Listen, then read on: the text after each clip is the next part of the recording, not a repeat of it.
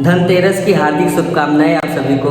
और मार्केट को देख के समझ में आ गया होगा कि जैसे हम प्रीवियस वीडियो में बताए थे कि निफ्टी एक साइड रेंज में रहेगा, तो अभी ये ट्रेडिंग करने वाला दिन नहीं है। हालांकि इंडेक्स अभी साइडवेज एक रेंज में है, यानी कि एक रेंज है, उस रेंज की ना तो ऊपर जाएगा ना ही नीचे आएगा, उसी रेंज में भी कंसोलिडेशन चलेगा।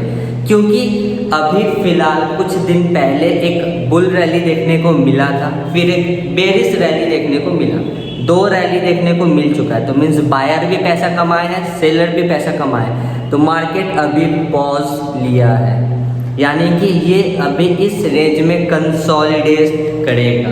तो स्क्रीन पे चलते हैं और बताते हैं कि किस तरीक़े से कंसोलिडेशन चलेगा, किस जगह से बाहर निकलने के बाद मूवमेंट देखने को मिलेगा और कौन कौन सा स्टॉक में कल ट्रेड लेंगे, इसके बारे में भी हम लोग जानेंगे। तो ये निफ्टी 50 का चार्ट है स्क्रीन पे, और जिस तरीके से हम प्रीवियस वीडियो में भी निफ्टी के बारे में बताए थे, ऐसा कंडीशन देखने को मिलेगा। तो सेम वैसा ही कंडीशन देखने को मिला। अपना ये जो रेसिस्टेंस पॉइंट था, ठीक मार्केट अपना रेसिस्टेंस पॉइंट के पास में आया, मीन्स आज गैप अप ओपन हुआ था और गैप अप होने के बाद में मार्केट वहां से नीचे गिर गया। ठीक गैप अप हुआ, गैप होने के बाद उसके ऊपर सस्टेन हुआ ही नहीं कैंडल, और वहां से डायरेक्ट नीचे गिरना स्टार्ट हो गया। फिर मार्केट ऊपर जाने का कोशिश किया, अपना जो ट्रेड लाइन है, जो रेसिस्टेंस जोन है, मार्केट वहां से वापस नीचे गिर गया, वापस ऊपर होने का कोशिश किया, वापस नीचे गिर गया। तो ये एक रेंज क्रिएट कर चुका है, यानी कि अभी फिलहाल कुछ दिन और कंसोलिडेट चलेगा। इसके बाद ही एक अच्छा हम लोग को रैली देखने को मिलेगा। अभी ऐसा नहीं है कि मार्केट एक रैली स्टार्ट किया फिर उसके बाद वापस से एक सेकेंड रैली स्टार्ट कर दे, ऐसा मार्केट नहीं चलता, थोड़ा टाइम लेता है। तो अभी ये जो पहला रैली स्टार्ट हुआ, ये थोड़ा टाइम लेगा, पॉज हुआ, यहाँ पे रेस्ट करेगा थोड़ा, उसके बाद ये ऊपर जाएगा। तो ये अभी कंसोलिडेट बन रहा है। 1 दिन 2 दिन और कंसोलिडेशन होने के बाद ये रेंज बहुत स्ट्रांग बनेगा, उसके बाद अच्छा मूवमेंट देखने को मिलेगा।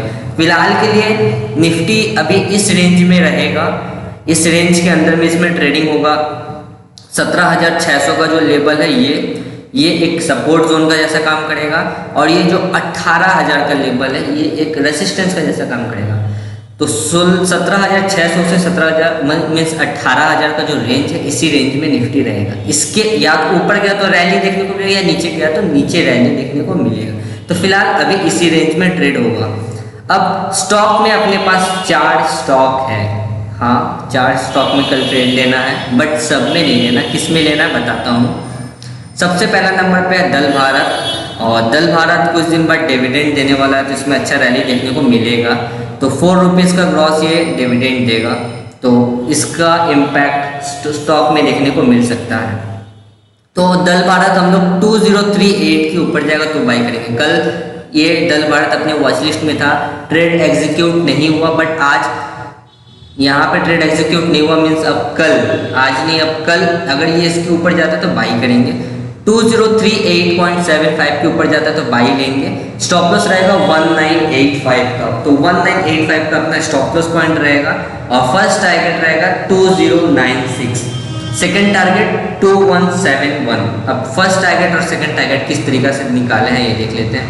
एक रेसिस्टेंस जोन है यहाँ पे दल भारत में, जहाँ से मार्केट बार बार रिजेक्ट हो रहा था, और एक अपर रैली है, जो ये रैली यहाँ से जो स्टार्ट हुआ ना, उतना ही इम्पैक्ट यहाँ पे देखने को मिलेगा। तो उसके हिसाब से हम लोग सेकंड टारगेट डिसाइड किया, मीन्स 2171 तक दल भारत हम लोग को जाते हुए दिख सकता है। ऐसा नहीं कि वहाँ से फिर वापस नीचे गिर जाएगा, ये रैली कंटिन्यूएशन ऊपर के साइड में रह सकता है, यानी कि आप इसमें स्विंग ट्रेडिंग भी कर सकते हैं। ओवरऑल यहाँ पे कोई रेसिस्टेंस देखने को नहीं मिल रहा दल भारत में, तो आप लॉन्ग पोजीशन भी यहाँ पे ले सकते हैं, यहाँ तक का टारगेट के लिए, या फिर यहाँ तक का टारगेट के लिए 2365 या फिर 2541, छोटा सा स्टॉप लॉस लगा के आप बड़ा टारगेट अचीव कर सकते हैं दल भारत में।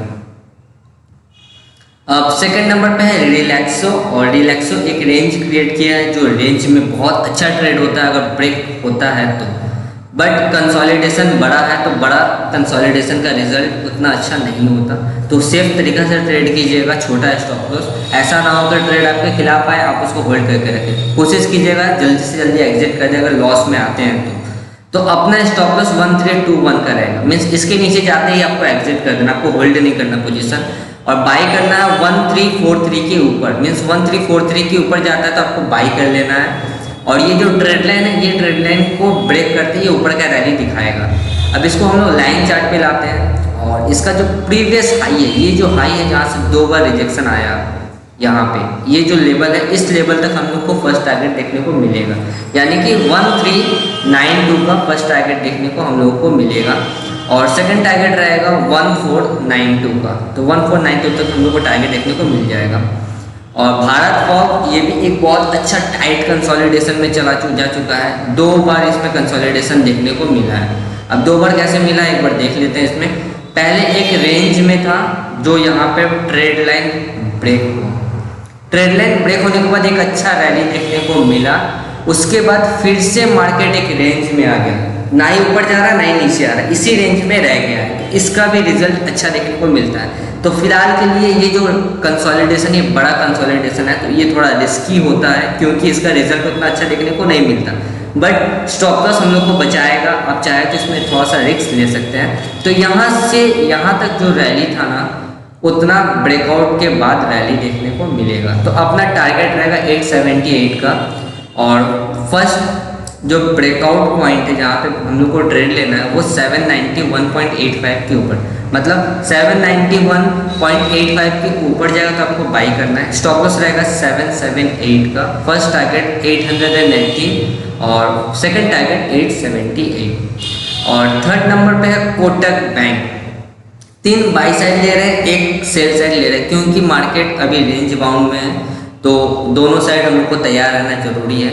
इसके लिए हम लोग एक सेलिंग साइड का स्टॉक ले रहे हैं जो कि कोटक बैंक। एक अच्छा खासा डाउनफॉल कोटक बैंक में देखने को मिला, फिर एक अपर रैली देखने को मिला, बट अपर अच्छा से बना नहीं, मीन्स ये ऊपर जाते जाते नहीं जा पाए, सस्टेन नहीं कर पाए। अब यहाँ पे अगर आप देखेंगे तो ये एक रेसिस्टेंस जोन है, इस जगह पे अगर आप सही से देखेंगे तो ये एक रेसिस्टेंस जोन का जैसा काम करेगा हम लोगों का।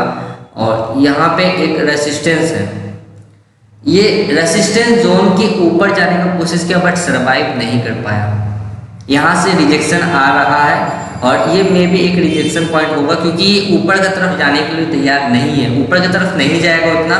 तो हम लोग एक छोटा सा रिस्क लेके अगर बाई चांस ऊपर जाता है तो अपना स्टॉप लॉस काम में आएगा। तो हम लोग क्या करेंगे, 2093 के 93.9 को अपना स्टॉप लॉस एक्सेप्ट करेंगे, मीन्स अगर ये रेंज के ऊपर मार्केट जाएगा तो एग्जिट कर देंगे, और अगर नीचे जाता है 2070 के नीचे जाएगा तो इसको हम लोग क्या करेंगे, बाई सेल करेंगे, सेल करने के बाद अपना जो टारगेट रहेगा 2026 तक। तो एक अच्छा रिस्क रिवॉर्ड हम लोग को इसमें कोटक बैंक में भी देखने को मिलेगा। तो होप ये वीडियो आपको पसंद आया, और वीडियो पसंद आया तो लाइक से सब्सक्राइब जरूर से कीजिएगा। मिलेंगे नेक्स्ट वीडियो में, तब तक के लिए बाय, और धनतेरस अच्छे से मनाइएगा फैमिली के संग रह के। बस यही बोलेंगे कि ओवर ट्रेडिंग नहीं करना है, स्टॉप लॉस हिट हो गया तो उसको एक्सेप्ट कर लेना है। लॉसेस को एक्सेप्ट करना सबसे बड़ा चीज़ है, उसके खिलाफ मत जाइए। लॉस हुआ उसको एक्सेप्ट कर लीजिए कि हाँ लॉस हो गया, कभी भी उसको रिग्रेट करके उसको रिकवर करने के चक्कर में मत जाइएगा, रिकवर करने के चक्कर में और ज़्यादा लॉस हो जाएगा। जो हम खुद इस चीज़ में बहक चुके हैं और जो हम इतना दिन गलती की है, हम नहीं चाहते कि वो गलती आप लोग भी करें। तो डिस्क्रिप्शन बॉक्स में आपको सारे चैनल्स का लिंक मिल जाएगा, आप चाहे तो मुझे वहाँ से फॉलो भी कर सकते हैं। तब तक के लिए बाय, अच्छे से ट्रेड कीजिएगा, टेक केयर।